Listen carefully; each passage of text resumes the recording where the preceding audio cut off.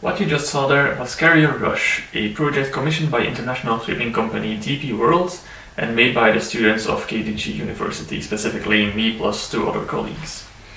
Now, visually it may not be much to look at, but that's exactly why it's in this playlist of tech demos and not my usual portfolio of visual blogs.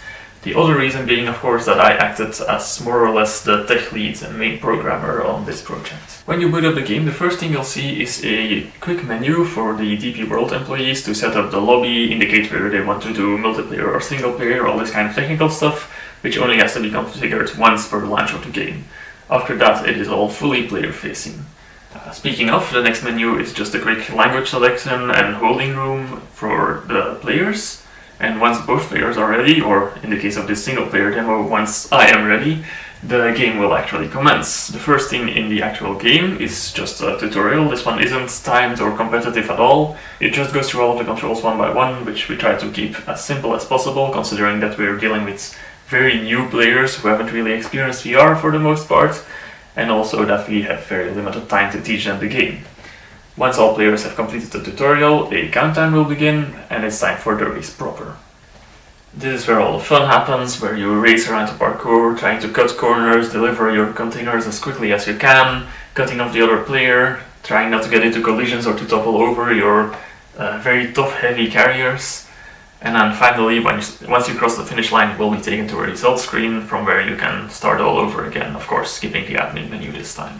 All of this is assuming that you use the full game mode of the game. There's also a quick play mode which we designed to be even easier to set up, which is single player only, but it doesn't involve a single administrator menu and it has certain fail-safes so that even when a player drops out early, the game will just automatically reset itself back to the beginning, ready for the next player.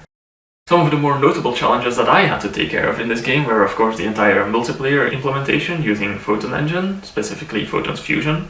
This involves making sure that the straddle carriers are of course synchronized between both players and in fact interactable because collisions between players are enabled.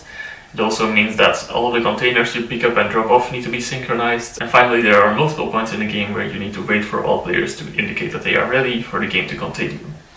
Apart from the multiplayer, I also implemented the base driving physics, which aren't very realistic, but that was a willing sacrifice in order to make the game both more fun and also much more accessible to new players. This is, for example, why we completely automated and abstracted the process of picking up and dropping of containers to just single snap. There is also, of course, safety systems in place, such as an automatic respawn and checkpointing system, so that you don't lose all of your progress or get stuck when you fall over or take a wrong turn. Speaking of taking a wrong turn, we implemented guiding systems like this compass or these flag indicators above your next target. There were of course several other smaller systems and mechanics that I implemented, and us being a team of only 3, all being peer to one another, we ended up helping with each other's tasks quite a bunch. For example, here are some of the visuals that I did actually work on. But in general, that was Carrier Rush.